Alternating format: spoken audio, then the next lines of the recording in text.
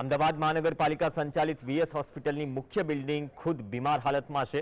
આ બિલ્ડિંગ ખૂબ જ જર્જરી સ્થિતિમાં હોવાથી મુખ્ય બિલ્ડિંગમાં દાખલ થતા દર્દીઓ સ્ટાફ ગમે ત્યારે મુશ્કેલીમાં મુકાઈ શકે। આ છે અમદાવાદની વીએસ હોસ્પિટલ એટલે કે વાડીલાલ સારાભાઈ હોસ્પિટલ। આમ તો હોસ્પિટલમાં દર્દીઓ પોતાની સારવાર કરવા માટે આવતા હોય છે, પરંતુ વર્ષો જૂની આ હોસ્પિટલ પોતે સારવાર માંગી રહી છે। એકદમ જર્જરી સ્થિતિમાં જોવા મળતી આ હોસ્પિટલમાં ઠેક ઠેકાણે સળિયા બહાર આવી ગયા છે। તેના દાદરા પણ એવા છે કે તે દર્દીને સ્ટ્રેચર પર પહોંચાડી શકે છે। દિવાલો અને છતમાંથી પોપડા પડી રહ્યા છે। હોસ્પિટલમાં સારવાર લેવા આવનારા દર્દીઓની સાથે સાથે સ્ટાફને પણ ગમે ત્યારે દુર્ઘટનાનો ભોગ બનવાનો ડર રહે છે। હોસ્પિટલમાં paediatric ward, general ward, pre-OT સહિત 4 વોર્ડ આવેલા છે।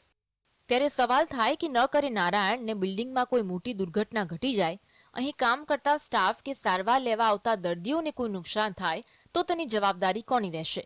જ્યારે આ અંગે હોસ્પિટલના સંચાલકોને પૂછવામાં આવ્યું તો તેમણે કહ્યું કે નવી બિલ્ડિંગ બનાવવા માટે ટેન્ડર જાહેર કરી દેવામાં આવ્યું છે।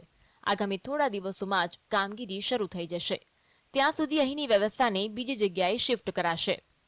આગામી દિવસોમાં જે જૂનું બિલ્ડિંગ છે એ અમે એનું ટેન્ડરિંગ સિસ્ટમ એની પ્રક્રિયા યુદ્ધના ધોરણે હાથ પર ધરેલ છે અને આગામી દિવસોમાં શોર્ટ પીરિયડમાં ઓડિટોરિયમના ભાગથી અમે આ ઉતારવાની કામગીરી પણ હાથે ધરવાના છે, જેથી કરીને જૂનું બિલ્ડિંગ અમે આખું નવું બનાવવા જઈ રહ્યા છે અને જે અત્યારે હાલમાં જે ઓપીડીઓ ચાલી રહી છે એ આરોગ્ય ભવનમાં પાછલા ભાગમાં ઓપીડીઓ લઈ જવાના છીએ।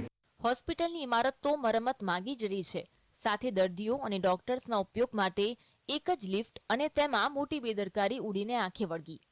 લિફ્ટમાં વાયરિંગ ખુલ્લું જોવા મળ્યું, તેમજ હોસ્પિટલના કેમ્પસમાં ઉપયોગમાં લેવાયેલા પાટા, ડોક્ટર્સની કેપ તેમજ હેન્ડ ગ્લોવ્સ આમ તેમ રજડી રહ્યા હતા।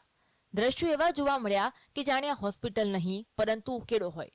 તેથી આ હોસ્પિટલની ઇમારત જ નહીં પરંતુ અહીંની વ્યવસ્થા પણ મરમ્મત માંગી રહી છે।